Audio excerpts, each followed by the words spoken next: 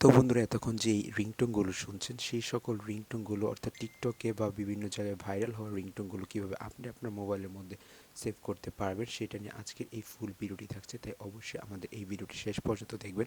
এখানে কিন্তু আমি সকল প্রকার ট্রেন্ডিং যে সকল রিংটোনগুলো রয়েছে সেই রিংটোনগুলো আপনাদেরকে দেখাতে চলেছি।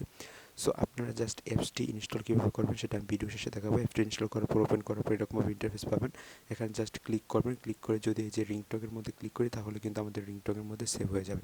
সো এইভাবে রিংটোনে সেভ করতে পারবেন। তো অ্যাপসটি ইনস্টল করতে হলে চলে যাবেন গুগল প্লে স্টোরে, সার্চ বক্সে সার্চ করুন রোমান্টিক রিংটোন, তারপর অ্যাপসটি পেয়ে যাবেন। ধন্যবাদ সবাইকে।